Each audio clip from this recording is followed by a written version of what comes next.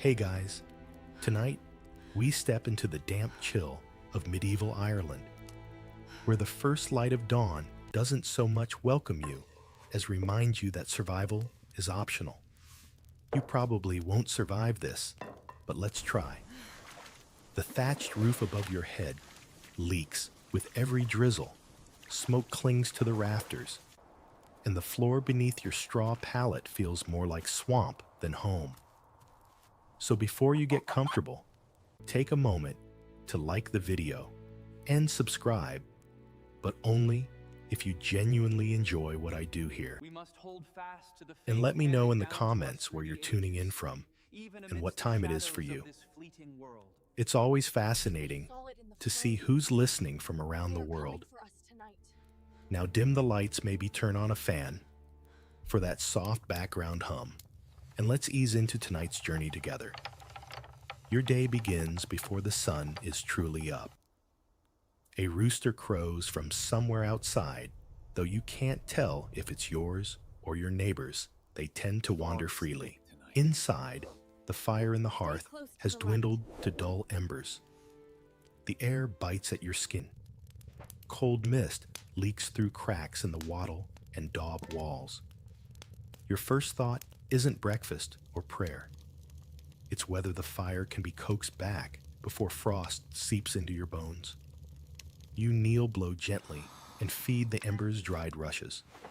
Thin smoke curls upward, filling your lungs with a taste that's equal parts warmth and ash.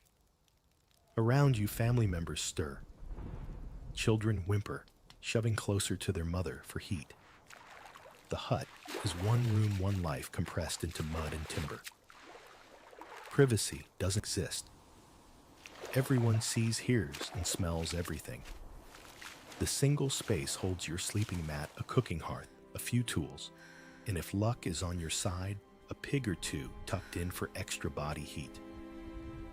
Even nobler households in rural Ireland aren't much different. In winter, stone walls hold cold like a miser hoards coins.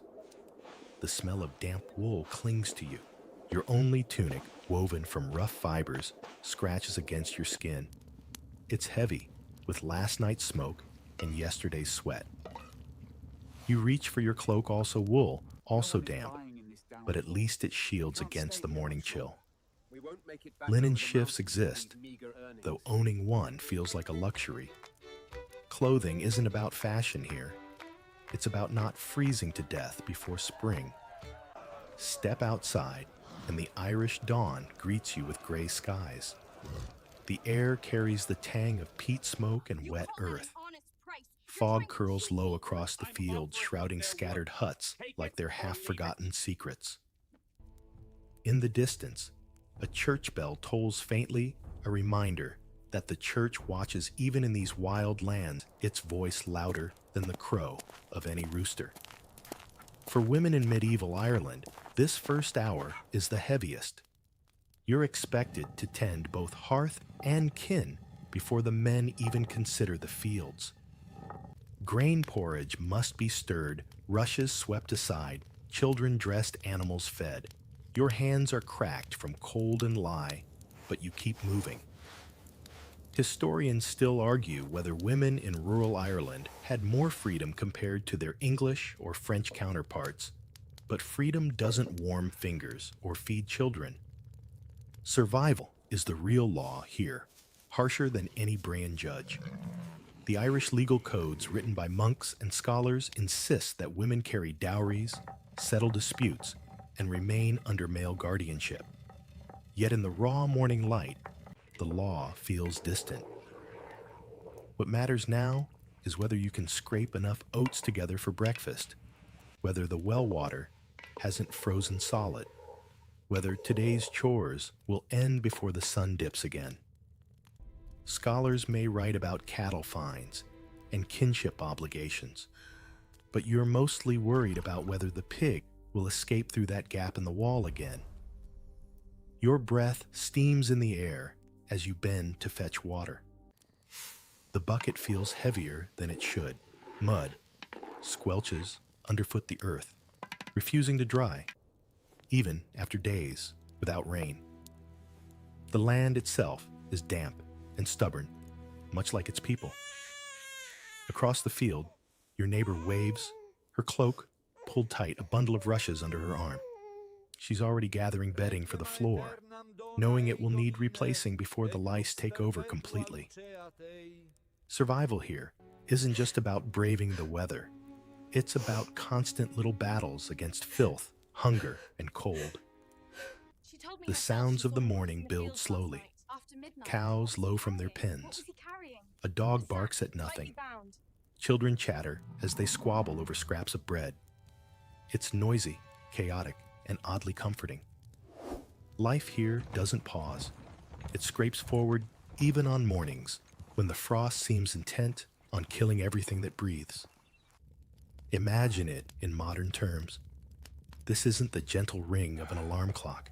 It's closer to waking up in a damp basement during a power outage with no heating, no privacy, and the expectation that you'll still run a full household before noon. Romantic in the way a stomachache is romantic. You might think the Irish landscape, with its green hills and misty valleys, offered some balm. And yes, the scenery is breathtaking. But in the early morning chill, that beauty feels like mockery. The land is fertile, yet it demands backbreaking labor. The rivers glisten, yet they flood and drown crops. The mist veils, but it also chills. You stand in it anyway, cloak drawn tight, because there's no choice. Inside the hut again, the porridge bubbles over the fire, thick and bland but warm. Children gather close bowls in hand. The smell is earthy, faintly sour from grain stored too long. You stir serve and remind yourself that hunger dulls taste. Everyone eats in silence save for the occasional cough or whimper. The day stretches ahead, fields to tend wool, to spin meals, to prepare prayers to recite. But for this brief moment at dawn, you feel the full weight of life in medieval Ireland pressing on your shoulders. It is not just survival. It is performance endurance and an endless repetition of mornings that blur into seasons. And as you step back to the doorway, staring out into the misty gray, you realize this is only the beginning. The cold dawn of Ireland doesn't just chill your bones. It sets the tone for a life where every day demands more than you think you have. You are born into a story already written. In medieval Ireland, a girl's first cry isn't celebrated with much more than a sigh of relief that she survived the night. Infancy itself is a gamble. Half of children don't live past the age of 5. And for daughters, survival comes with a ledger of expectations. You are not a blank page. You are a line in a family account book, measured in dowries, alliances, and the fragile hope of respectability. The hut where you take your first breath is no castle. The roof drips in winter, the walls lean under rain, and the straw on the floor rustles with more than just your siblings. Yet even here, surrounded by smoke and livestock, your life is weighed and mapped. Boys are born to inherit land, to plow, to fight. Girls are born to stitch, to serve, to marry. Even your name carries layers of obligation, a saint's blessing if your parents are devout, or the echo of a grandmother's endurance if they value tradition. As a toddler, you cling to your mother's skirts while she stirs a pot of oats. You imitate her gestures, not realizing you're practicing the very routines that will define your adult life. By age 5, you're already helping carrying water in a clay jug, sweeping rushes into a corner, chasing chickens with more determination than success.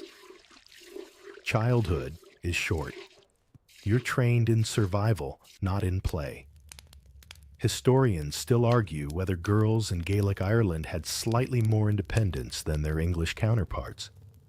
But independence is a slippery word when you are 6 years old and already responsible for keeping the fire alive.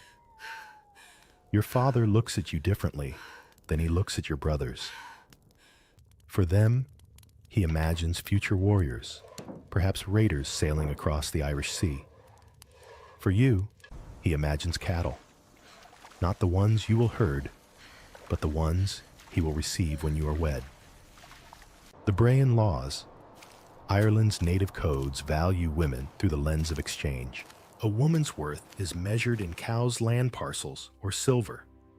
Love is never part of the equation. Even noble women are described in terms of what they bring into a marriage dowry and status out. By adolescence, the map of your future is nearly fixed. Your body still growing is already eyed as a resource. Men in your clan talk about alliances, about strengthening bonds through marriages that shuffle women like cards in a deck. You are expected to carry not only children, but also the weight of your family's reputation. One wrong rumor can shadow an entire household. Your laughter in the wrong place, your gaze held too long. Everything you do can be twisted into suspicion. Inside the hut, lessons arrive through your mother's hands. She shows you how to card wool, twist flax, bake coarse bread. Her fingers are cracked and reddened, but she never complains. Complaint doesn't put food on the table. She reminds you often, work is prayer, girl. And prayer is survival. You don't fully understand, but you repeat the motions anyway, because repetition is what keeps the household from collapsing. And then there are the whispers of the church. Priests preach that women are the daughters of Eve, bearers of sin, temptresses in need of control. Yet in the same breath, they elevate the Virgin Mary as the unreachable model of purity. You are told to be both fertile and chaste humble, and strong silent and ever serving. You nod, because what else can you do? The sermons thunder louder than your own thoughts. Outdoors, life offers little reprieve. When boys play with sticks as swords, you practice carrying buckets. When they learn to plow, you learn to knead dough. The division is sharp, unquestioned. Your value lies in obedience and endurance, and you feel it every time you stumble. Drop the bread dough, and your mother scolds you. Spill water on the hearth, and your father mutters about waste. You learn quickly. Mistakes are costly, and forgiveness is rare. Imagine this in modern terms, being born with your life resume, already printed, stapled, and filed in the family cabinet. There's no choosing majors, no career shifts, no freedom to wander. You are the family's bargaining chip, a future alliance wrapped in linen and wool. It's like being signed to a contract before you can even spell your own name. Still, women find ways to carve out space. Songs at the fire, whispered gossip at the well, small rebellions hidden in plain sight. You notice how your older cousin hums while she spins wool, how she steals moments of laughter even as her hands work tirelessly. These glimpses remind you that life isn't only duty, it's also endurance through humor. Some stories tell of noble women who managed estates while their husbands raided abroad. Others mention women poets, women healers, even warriors. Brayan law did allow for some unusual rights. Women could divorce in cases of abuse or infertility, a rare legal crack in an otherwise rigid wall. But don't mistake it for equality. Freedom on parchment doesn't soften the stone floor you sleep on, or the expectations carved into your bones. By the time you reach marriageable age, often mid-teens, your fate is sealed.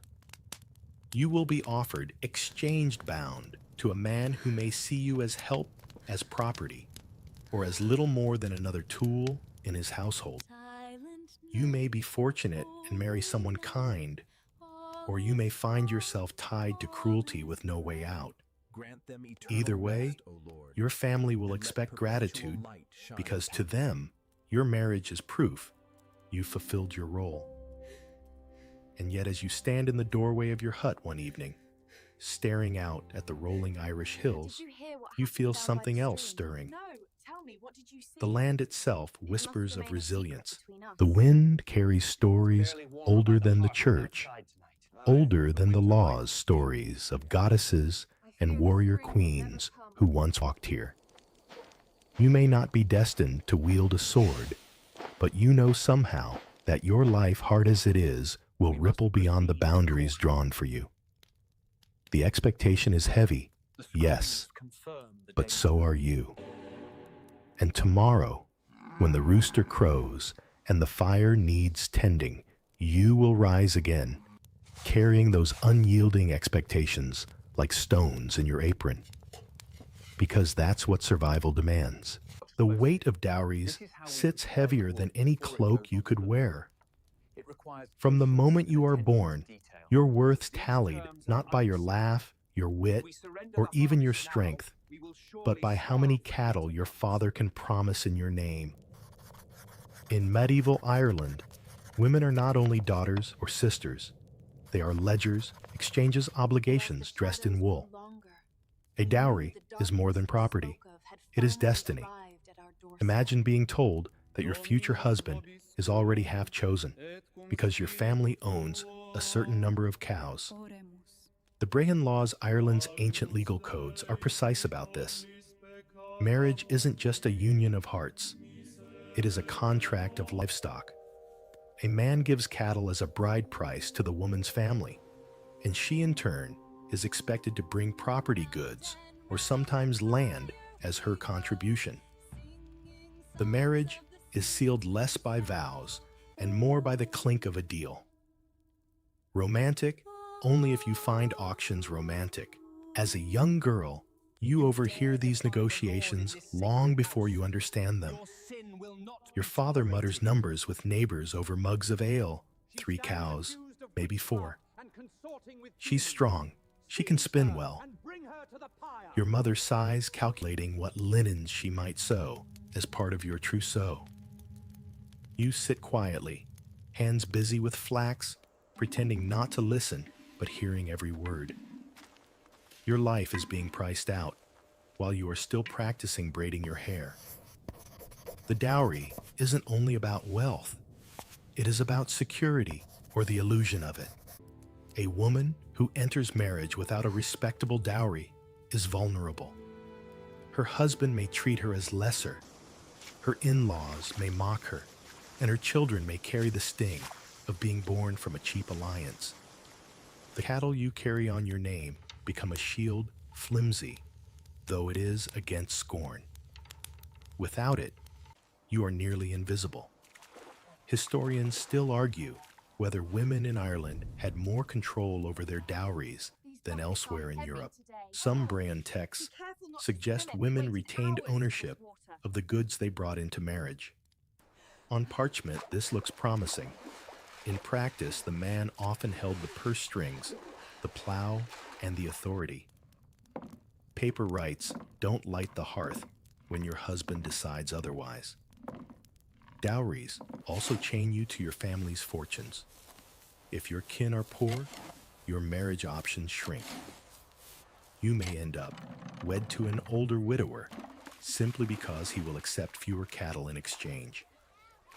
If your kin are wealthy, you may find yourself paraded like a prize bartered to the highest status suitor. Either way, the choice is not yours. You are currency in a market you never asked to join. Picture this in modern terms, being told your dating profile is already filled out by your parents, complete with price tag, and you'll be handed over when the right bidder appears. The swiping is done for you, and the algorithm is cows, and the burden doesn't end once you're married. If your husband mistreats you, divorce is technically possible under Brehon law, but it often comes with the messy business of returning dowries or arguing over who keeps what. Imagine standing before a judge and hearing your worth recited in cattle weights as if your suffering were a mere bookkeeping error. Divorce may be rare, but dowry disputes are common. Livestock has longer legs than justice. The dowry also extends beyond you.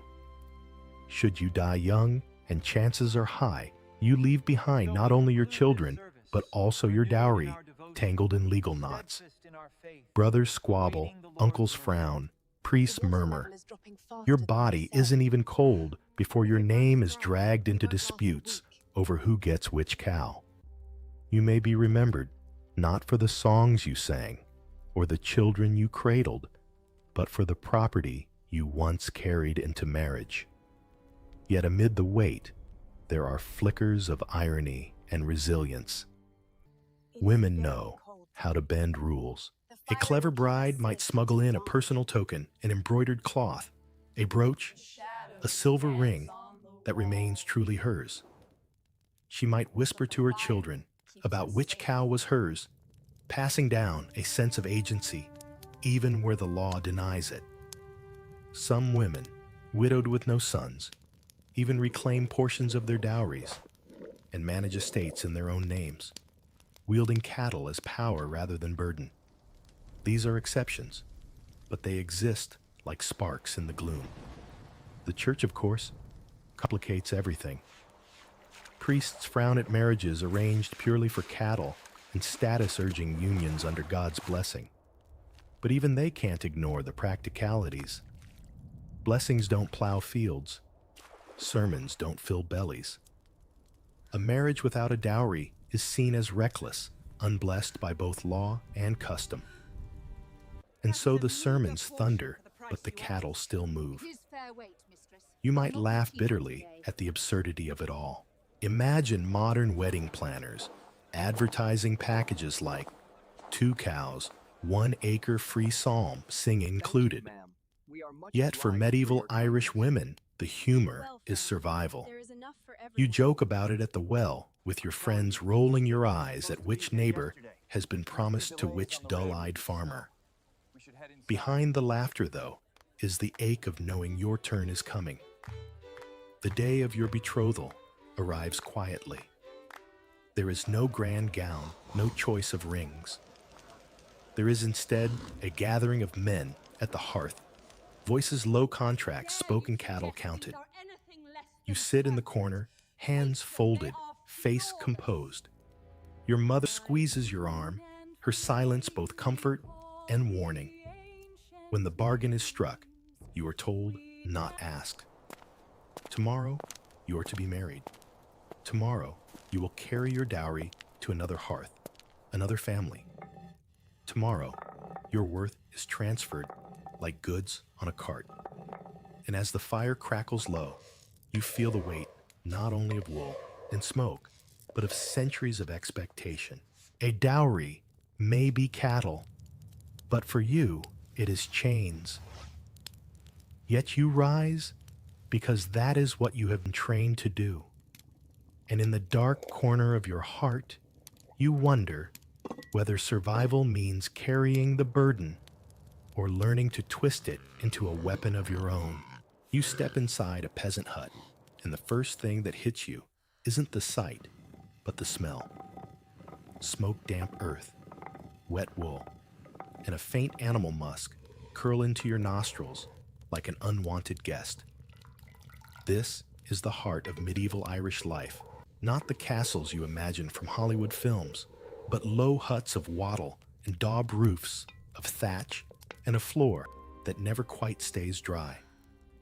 Privacy is a myth here. Family livestock and even vermin share the same space, and every breath you take is laced with soot. Your home is a single room, roughly the size of a modern studio apartment, but without the cozy furniture or scented candles. The walls are woven sticks, plastered with mud and straw, patched again and again whenever rain cuts new cracks. The roof droops under the weight of wet thatch.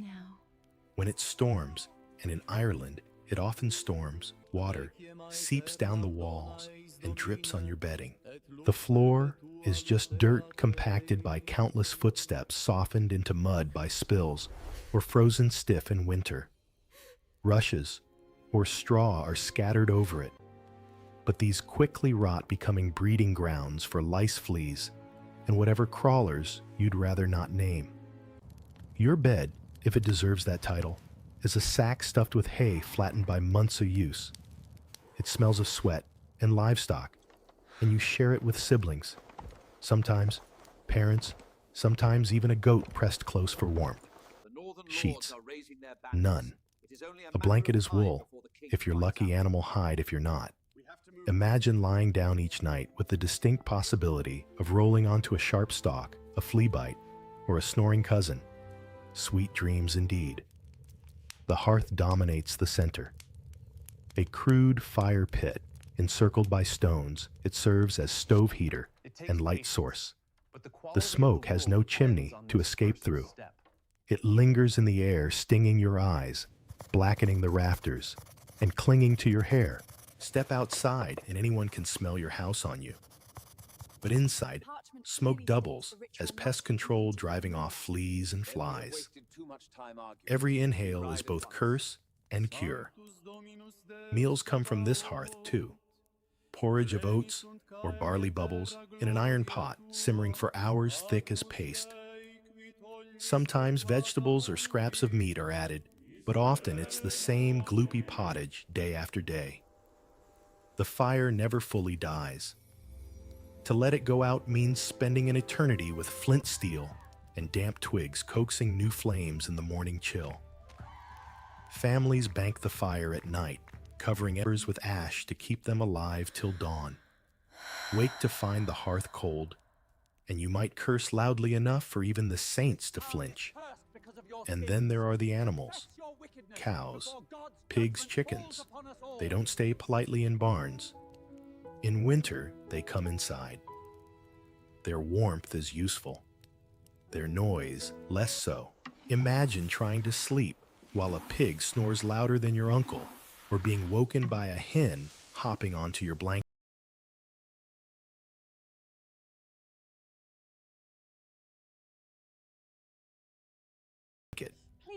Children crawl between adults and livestock alike, because in this space, boundaries dissolve. You live, sleep, eat, and smell together. The noise is constant. Cows lowing, children crying, fire, popping, rain hammering. Outside, the wind shrieks through gaps in the walls, finding every crack no matter how many rags you've stuffed in. When a storm rolls in, it feels like nature itself is pressing into your hut, rattling timbers, whistling through straw. You huddle closer to the hearth, squinting through smoke, clutching your cloak tighter. Imagine this in modern terms, a whole family plus pets shoved into a small garage.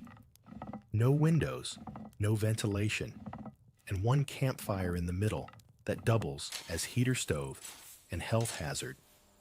Cozy, only if you lower your standards below sea level.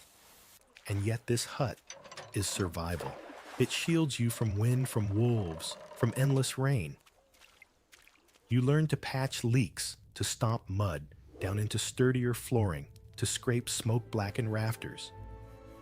You hang herbs from the beams to mask the stench, sage, yarrow, sometimes garlic, if you can spare it. These double as medicine, air fresheners, and charms against evil spirits. A little superstition makes the gloom easier to bear. The daily routine unfolds within these four mud-smeared walls. At dawn, women stoke the fire, stir porridge, sweep rushes into corners. Children tumble out of bedding, rubbing smoke from their eyes. Men stomp mud off boots, grabbing tools for fields or fishing. The hut empty during the day, left to chickens scratching and a cat or two napping on the hearthstone. At dusk, everyone squeezes back in wet clothes, steaming near the fire, voices rising as stories and songs fill the dark. For a moment, the squalor softens, replaced by the rhythm of shared survival. Historians still argue whether these huts were truly miserable or simply practical for their time. Some point out that compared to stone castles, Peasant huts were fragile and filthy. Others suggest they reflected a communal way of life where closeness, physical and emotional, was as much a strength as a hardship. Perhaps both are true.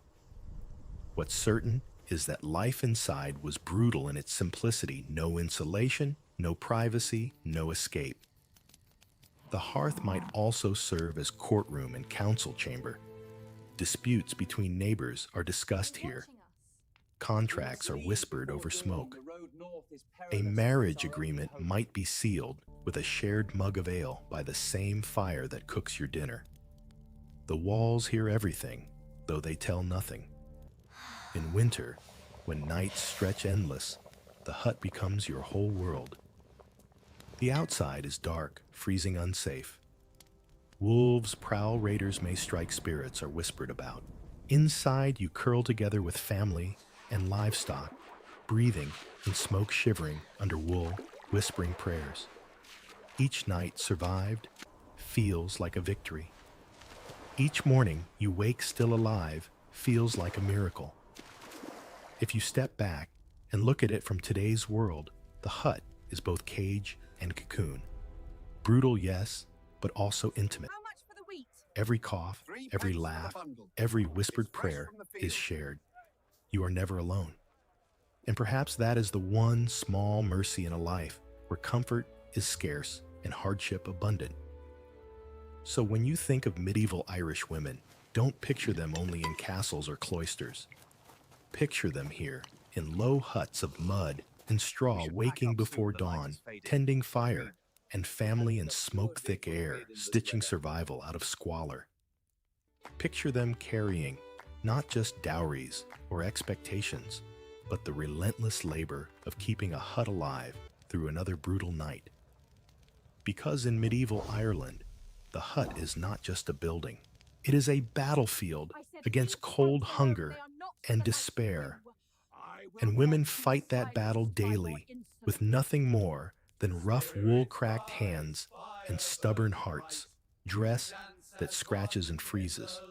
That's your daily reality in medieval Ireland. Clothing isn't fashion. It's armor against the cold and mud. Yet instead of shining steel, you're wrapped in layers of itchy wool, scratchy linen, and whatever scraps your family can sew together. Forget about style here. Survival trumps vanity every single day. You wake pull on a linen shift if you own one, and it already feels clammy. Linen is lighter, cooler, but in Ireland's damp climate, it never really dries. It clings to your skin like a second wet layer, stiff at the seams, sagging where the thread has loosened. Over it goes a woolen tunic woven coarse, dyed with whatever natural color your family can manage: dull brown, muddy green, maybe a faint yellow if someone experimented with plants from the hedgerow. Rich reds and blues exist, but only for nobles who can afford imported dyes. Your world is earth-toned because that's what the earth gives you. Wool itches. There's no getting around it. Washed roughly in lye, spun on crude spindles, woven on looms that creak like old bones, it produces garments as durable as they are uncomfortable. The fabric scratches your arms, irritates your neck, and stiffens with every exposure to rain, which in Ireland is constant. Slip into this tunic, and you're instantly aware that comfort is not part of your life. Your skin carries a permanent rash of red lines from collars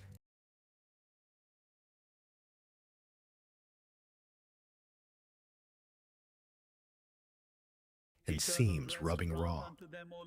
Then come the leggings or hose. If you're lucky, you have woolen ones patched so many times they resemble quilts more than clothing. If not, you wrap your legs in strips of cloth, binding them tight to fend off the chill. They sag, unravel, and let the wind cut straight through. Imagine walking miles in damp rags tied around your shins, mud sucking at your bare feet, rain dripping from the hem of your cloak. Every step is a reminder that medieval Irish footwear if it exists at all, is a luxury. Shoes are simple affairs. Soft leather if you're rich. Crude clogs or nothing at all if you're poor. Untreated leather soaks through in minutes, turning icy and stiff. Wooden clogs rub your heels raw. Many peasants simply go barefoot, even in winter toes blackened from frost, cracked from stones. When the ground freezes, you feel every jagged rock like a personal insult. Children cry with each step, but there's no alternative. Cloaks provide your main defense. Thick wool fastened at the shoulder with a brooch, if you can afford one, or with a simple knot of cord, if you cannot. Cloaks double as blankets, bedding, and rain shields. They also double in weight when wet, which is most of the time. You drag around sodden wool like an anchor, shoulders aching from the pull. Nobles might line theirs with fur warmth, wrapped in luxury, but peasants make do with goat or sheepskins, greasy and rank, draped heavily over tunics. Every cloak smells faintly of smoke from the hearth and animal musk from the beast it once was. Head coverings are constant. A linen coif or a woolen cap hugs your scalp, holding in warmth and holding back lice. Scarves or veils cover women's hair, partly for modesty, partly to keep smoke and soot from embedding deeper. Gloves are rarer, cobbled from scraps of hide, fingers clumsy within them. You wear them until they split, then stitch them again until they're more whole than cloth. Historians still argue whether medieval Irish dress was better suited to climate than later English garments. Some suggest the layered wool and linen kept dampness at bay. Others insist the constant itching and heaviness only made survival worse. Either way, your body tells the truth. Rashes from seams, sores from boots, mildew from cloaks left too long by the fire. Clothing protects, but it also punishes. There is no wardrobe variety. One outfit is all you own. You sleep in it, work in it, eat in it. You patch it until the patches need patches. Washing it requires hauling water from a stream, heating it, scrubbing with ashes, then waiting days for damp cloth to dry. Most don't bother. Dirt and grease form a kind of insulation. You smell like smoke and sweat because that's what survival smells like. And strangely, you stop noticing until a festival day arrives and you see a noble's bright garments shimmer with dye, fur, and embroidery. Compared to them, you look like the earth itself spat you out. Picture this in modern terms, wearing the same wool sweater for months without washing in constant drizzle with no socks and being expected to work 12 hours in it. Add in shoes made of cardboard and straps, and you've got the medieval Irish fashion show. And yet clothing is also identity. Women stitch patterns into cloaks, subtle knots, and spirals that echo Celtic designs. A family's brooch, if owned, passes from mother to daughter, symbolizing continuity. Even poor peasants sometimes decorate edges with rough embroidery, little flourishes against monotony. Though garments are practical, they also whisper of pride, heritage, and resistance. The church bell rings, and you step outside, cloak-tight hood pulled low against the drizzle. The ground squelches under bare or poorly shod feet. Your cloak drips cold water onto your tunic, which sticks to your legs. You walk bent against the wind, itching, shivering, but moving, because movement is survival. Women work the fields in these clothes, carry water, knead bread, give birth always wrapped in scratchy wool and damp linen.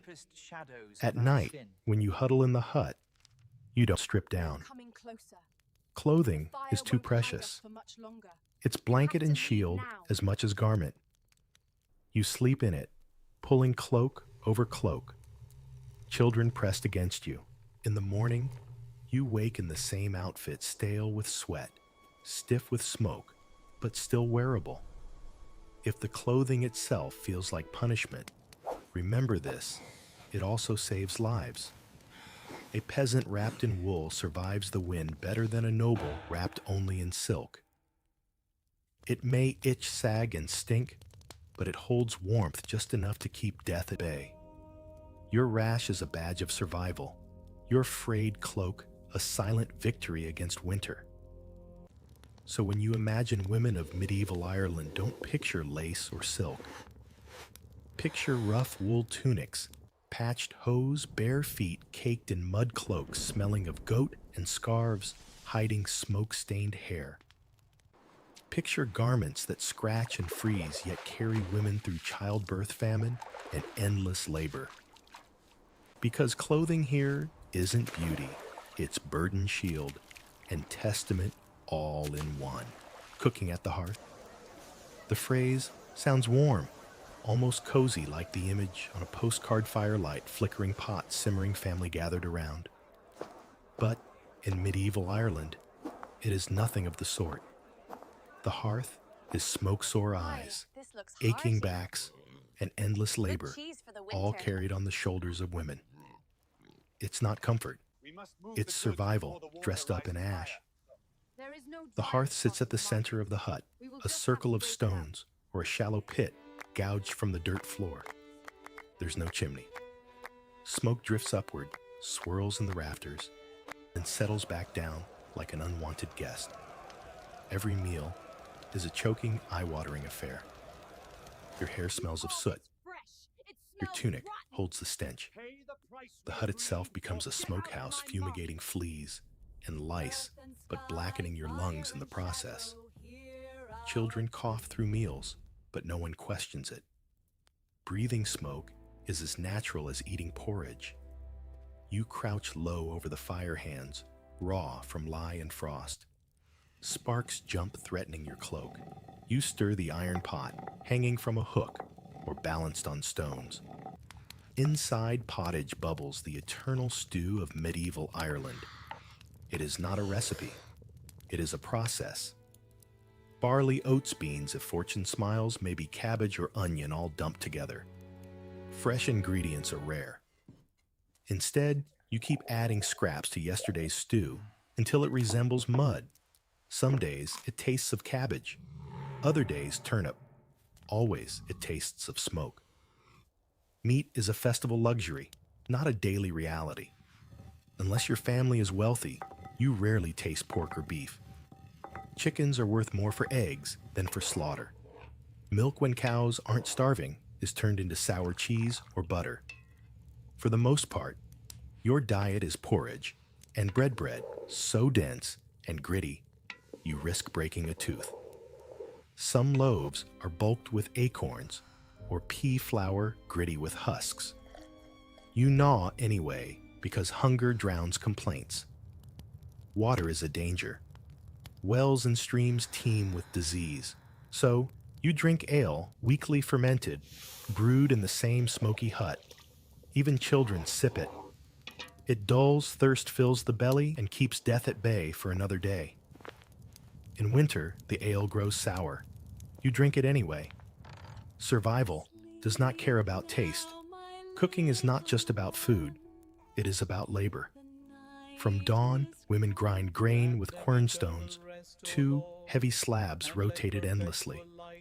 The sound of grinding hums through huts, through villages, through centuries. It is the soundtrack of women's lives, shoulders, aching arms, sore dust coating their faces. To prepare one day's bread, you grind for hours. Imagine turning a cement wheel with your bare hands every morning before breakfast. And you have the idea. Once food is ready, serving, it is no feast. Everyone eats from shared bowls or trenchers, hunks of bread doubling as plates. There are no forks, wooden spoons if you're lucky, fingers if you're not. Meals are loud, messy, urgent. Children slurp. Men grunt, dogs hover. You, the woman, often eat last, licking the pot once everyone else is full. If they're full. Hunger is a permanent guest. And then there's the danger. Fires are unpredictable. Sparks We leap must onto take our time cloaks. with this. Pots tip, Haste spilling will boiling ruin the porridge castle. onto bare feet. Children toddle too close to flames. We do not act now. Hair the catches Baron will tunics take smolder. everything we have left. In a What hut guarantees do you built of offer wood us? straw and More mud, one bloodshed. blaze can end everything. You keep water close, but water is never enough. The hearth is both lifeline and threat. Historians still argue whether Irish peasants ate better than their English counterparts, thanks to fertile soil and abundant Accept, cattle. O Lord, this sacred Some offering, records suggest which we, Irish your diets servants, included offer unto more you, milk butter the living and and oats. true God. Others point out that famines struck, often leaving people gnawing on bark or fishing desperately in stormy seas. Either way, the hearth never rests. It demands labor, creativity, and resilience, turning scraps into meals and ashes into warmth. Imagine this. In modern terms, your kitchen is a fire pit in your living room. There's no ventilation, and every meal is oatmeal with a different personality. You cough through dinner. Your furniture smells like a campfire. And every time you light the stove, you risk burning your house down. That's cooking at the hearth, medieval style. Yet despite the drudgery, the hearth is also the heart. Around it, stories are told, songs are sung, gossip shared.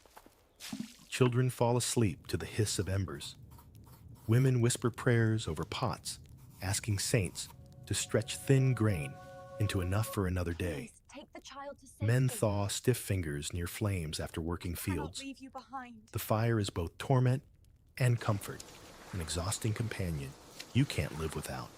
The church blesses meals, framing them as gifts from God, but everyone knows they're gifts of women's labor. Behind every bowl of porridge is a mother's back bent over querns, a sister's hands red from kneading dough, a daughter's eyes stinging from smoke. Cooking is invisible work until it fails. If the pot is empty, everyone notices.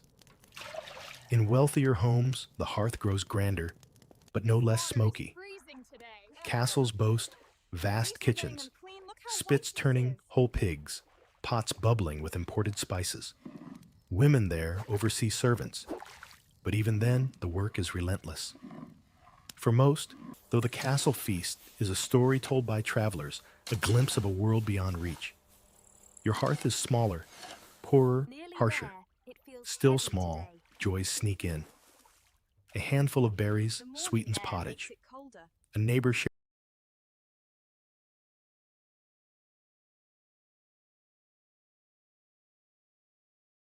shares honeycomb after a rare summer harvest. A festival brings salted fish or a rabbit caught in snares. For one night, the hut smells not only of smoke and porridge, but of something close to celebration. You laugh louder that night, sing longer. Hunger softens, and when the fire dies low, you bank the embers, cover them with ash, whisper a prayer that they live till morning. Without fire, there is no food, no warmth, no survival. You know it. Everyone knows it. The hearth is brutal, but it is life. So when you picture women in medieval Ireland, don't imagine only dowries or cloaks. Imagine them crouched over hearths, eyes watering arms, aching, stirring survival from scraps. Because in the end, the hearth is their battlefield and their victory, motherhood's grim odds. The phrase alone feels heavy, and in medieval Ireland it was heavier than iron. To be a woman meant sooner or later to face childbirth, not as a choice, but as expectation, duty, and risk. Survival for you often meant surrendering to a gamble where the dice were stacked cruelly against you. From the moment you are old enough to bleed, whispers begin. Neighbors eye you differently. Mothers tighten their advice. Priests remind you that your duty is to be fruitful. The community doesn't ask if you want children. It assumes you will bear them, many of them, and quickly. Every new life is both blessing and burden, another mouth to feed, and another fragile heartbeat in a world where disease and hunger never rest. Pregnancy itself is treacherous. Nutrition is meager barley bread, watery pottage, sometimes sour milk. Your body strains under hard labor in fields hauling water, grinding grain, spinning flax. There's no concept of rest for expectant mothers. You bend, lift, and sweat belly swelling beneath a cloak already patched with old tears. Each contraction later will be shaped by every burden you carried while pregnant. When labor begins, there are no sterile hospitals, no doctors in white coats. Instead, you have a midwife if you are lucky. She is often a woman from your village, experienced, sometimes skilled, sometimes feared for that very skill. The church eyes her with suspicion, calling her charms witchcraft if her methods stray from prayer. Yet without her, your odds are even worse. She brings herbs yarrow for bleeding willow for pain, mugwort for easing contractions. She knows how to turn a breech child with rough, practiced hands, but her power is limited. If complications arise, there is no surgeon to intervene, no antibiotics to stave off infection. There is only prayer, pain, and chance. The hut fills with noise, your groans, your mother's whispered prayers, the midwife's instructions, the cries of siblings hushed in the corner. The fire burns low, casting smoke-stained shadows as you writhe on straw. There is no anesthesia, no comfort. Pain is expected, almost sanctified. The church preaches that women must suffer in childbirth, for Eve's sin lingers in every contraction. You cry out, and no one thinks it unusual. You are not weak. You are enduring what all women must. Sometimes, after hours of agony, a child emerges wailing, slick with blood. Relief floods the room, though it is cautious. Infants here die easily from fever, from cold, from nothing anyone can name. You clutch the tiny body to your chest, praying warmth and milk will tether it to life. Your own body trembles exhausted, sometimes bleeding too much. Midwives tie herbs, mutter blessings, press cloths against you. You live or you don't. Historians still argue whether Irish women fared better or worse than their English counterparts. Some suggest communal traditions and herbal knowledge gave Irish mothers slight advantages. Others point to high infant mortality rates, evidence of constant grief.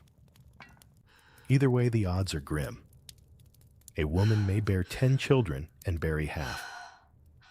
Some bury more than they keep. Think of it in modern terms. Every pregnancy carries the risk of rolling dice, loaded with blood loss, infection, stillbirth. Imagine walking into a hospital today, knowing there's nearly a coin flip chance you or your child won't walk out. That was daily reality. And yet women carried on. Motherhood is not only birth, it is endless care. Nights spent half awake nursing by smoky firelight, children coughing in the damp air. You rock infants swaddled in coarse linen, whispering lullabies older than the church. You chase toddlers away from flames, patch tunics, scrub sores, and scold them when they sneak scraps meant for tomorrow. Your arms ache from lifting your back, from bending, but there is no pause. Disease circles constantly. Measles, dysentery, fevers, unnamed by medicine, but well known by mothers. Infants waste away in your arms, skin, hot eyes, glassy. You bury them quickly wrapped in cloth, a priest murmuring Latin, as if words could soften earth. And then after weeping, you return to your chores because grief does not stop grain from needing grinding. The cycle repeats. Pregnant again within a year, sometimes less. Your body barely healed, you endure it again. There is no notion of spacing births, no reliable method to prevent them. Some women turn to charms or herbs whispered in secrecy, wild carrot seed pennyroyal,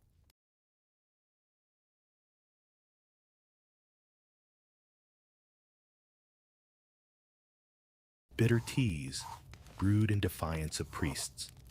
If they work, it is whispered miracle. If they fail, If they you discover brace the again truth, for the long otherwise it will road of fail swelling before it labor and pain. begins. Motherhood also carries social weight. A woman who bears many children earns respect her place in the community more secure. A barren woman faces whispers, sometimes outright shame. Neighbors speculate about curses or sin. Husbands may abandon them, or worse, keep them while seeking children elsewhere. Your body becomes the measure of your worth, womb, as currency, fertility, as status. Yet, amid the brutality, there are moments of fierce tenderness. A child's first laugh, the warmth of an infant curled against your chest on a freezing night, the chatter of children chasing each other in the field. These moments fuel you, even as exhaustion drags your shoulders down. Laughter in the hut mingles with smoke and sorrow, and for a breath, the odds feel less grim. Even noble women are not exempt. They birth in stone halls rather than smoky huts, but the risks are the same. Queens die in childbirth as easily as peasants. Wealth buys midwives, and priests not safety. The graveyards hold mothers of every rank, proof that childbirth spares no class. The church frames your suffering as holy. Priests remind you that motherhood aligns you with the Virgin Mary, that pain is sanctified, that your womb is the vessel of God's plan. You nod, because what else can you do? But deep down you know holiness does not staunch blood, nor does it quiet hunger. Holiness does not bury a child for you. Still, you rise each morning. You wrap infants on your back, herd toddlers through mud-kneed bread with one hand, while rocking a cradle with the other. You endure because to falter is to invite death into your hut more quickly. You learn to laugh at small things, to find joy in children's songs, to cling to those moments as shields. So when you picture women in medieval Ireland, don't imagine queens draped in silk alone. Picture peasant mothers bent over hearths, pregnant bellies swollen under coarse wool, children clinging to skirts. Picture grief etched in their faces, laughter fleeting across it anyway. Picture women carrying motherhood not as gift, but as gamble, knowing the odds are stacked against them, yet playing the game again and again because survival demanded it. Motherhood's odds are grim. Yet women endured them again and again, weaving life out of pain, hope out of loss, and legacy out of ashes. The monks and the midwives. Two forces circling women's lives in medieval Ireland, often at odds, sometimes reluctantly cooperating, and always shaping the way birth and healing were understood. For every groan of labor, for every fevered child, the hands that reached to help belonged either to the village midwife or to the church. Both claimed wisdom. Both claimed authority. And for women caught between herbs and holy water, the odds of survival depended on which prevailed that day. The midwife was the constant. She knew the herbs, the whispers, the tricks of positioning and timing. Her knowledge wasn't written in books. It was carried in calloused hands, in memories passed from mother to daughter, in experiments, tried and survived. Yarrow for bleeding willow bark, for pain, mugwort to ease contractions. She had seen breech births, stillbirths, fevers, and she knew how to act quickly. Sometimes she muttered charms, while she worked little rhymes, meant to soothe or distract words that might sound suspicious to a priest, but carried power for frightened mothers. Midwives weren't just for births. They were healers of daily hurts, setting broken bones, applying poultices, mixing teas for coughs. They lived close, always within shouting distance, when labor pains struck at midnight. Their presence was practical, born of necessity. Without them, childbirth became a gamble with no ally. But midwives also lived under suspicion. The church's growing influence painted their knowledge as dangerous their charms as sorcery. Priests frowned at their independence, at their reliance on herbs, rather than holy blessing. Whispers of witchcraft lingered. A woman, too skilled, too successful at easing pain, might be accused of drawing power from unholy sources. And yet when crisis came, even the most devout families called for her. Suspicion bent beneath survival. The monks, meanwhile, wielded parchment, Latin prayers, and authority. In their scriptoria, they copied ancient texts, medical treatises from Rome and Greece, filled with humors and theories that made little sense to the damp fields of Ireland.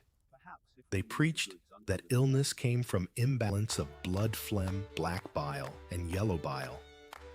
Remedies included bleeding, purging, fasting.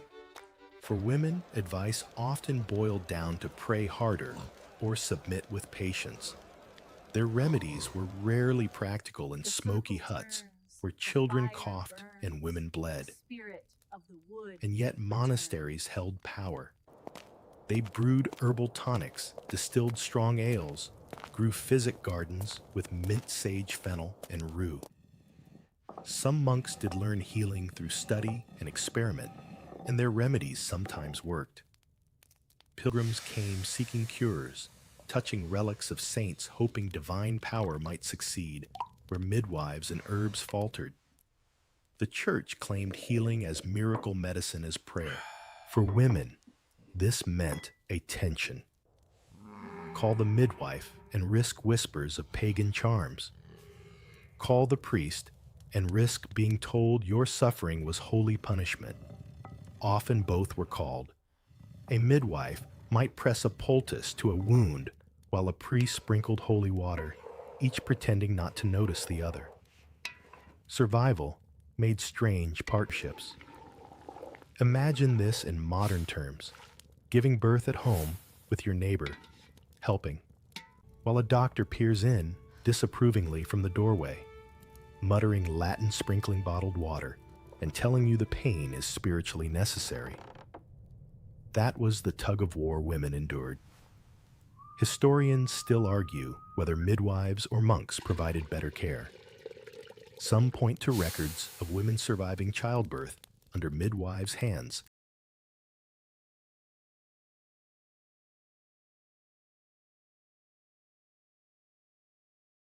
Practical and grounded. Others note monasteries as centers of learning with written knowledge preserved for centuries. But most agree, for poor women, the midwife was the one who arrived in the night while the monk stayed in his stone cloister. The church's distrust of midwives wasn't just about medicine, it was about power. Midwives represented women's authority, a body of knowledge outside male clerical control. To allow them unchecked was to admit that healing could be found in the hands of women, not the prayers of priests. And so, suspicion hardened into doctrine. By later centuries, midwives would be persecuted, accused of witchcraft, condemned. But even in early medieval Ireland, the seeds of distrust were sown. Still, women whispered gratitude for their midwives. They remembered who caught their first child, who pressed cool cloths against their foreheads, who risked being called heretic just to brew a tea that calmed bleeding. They remembered who sat beside them when the priest had already declared the illness a punishment from God. Meanwhile, the monks' gardens grew. In tidy rows, behind stone walls, they cultivated fennel for digestion, comfrey for wounds, mint for fevers. They boiled decoctions, wrote notes in Latin margins. Their remedies sometimes worked, sometimes failed, but always carried the weight of authority. If a monk said a plant was sacred, then it was. If a midwife said the same, it was witchcraft. The irony was bitter. Often both used the same herbs. The difference lay not in the plant, but in the hand that held it. A man's hand made it medicine.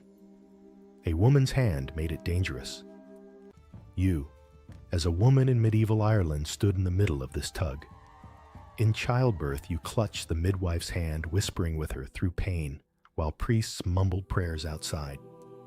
In sickness, you drank teas brewed in secrecy, while crossing yourself for safety. Your body was battlefield claimed by both. And still you endured. Babies were born, wounds healed, fever passed or carried its victims away. The midwife remained stubborn, practical, her reputation a mix of fear and gratitude. The monks remained solemn, distant, their power untouchable. And you, woman of Ireland, survived between them, taking what help you could from each, weaving together herbs and holy words into one fragile net of survival. So when you picture medieval Irish women, don't forget this dance of power. Don't picture them as passive sufferers.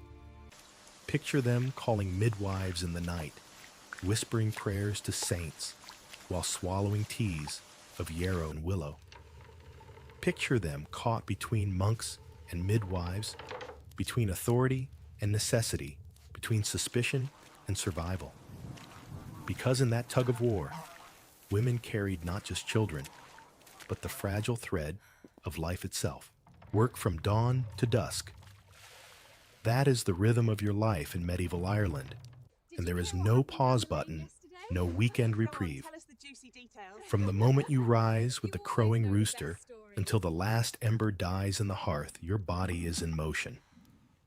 Work is not an interruption to life, it is life. And for women, it is doubled stacked, relentless. The morning begins before the sun. You stir the embers, stoke the fire, and scrape porridge into a pot. Grain must be ground first. 2 heavy cornstones, shoulder and arm straining as you twist and crush. The sound of grinding fills the hut, a low, endless groan that accompanies your thoughts. Children wake to the smell of smoke men, to the clatter of bowls. You serve them first, of course, then yourself. Hunger doesn't negotiate with rank. Once the family is fed, the day spills outward. If it is summer, you head to the fields. You bend low, planting or weeding fingers deep in damp soil cloak, heavy on your back. The ground clings to you, mud seeping into every seam of your tunic.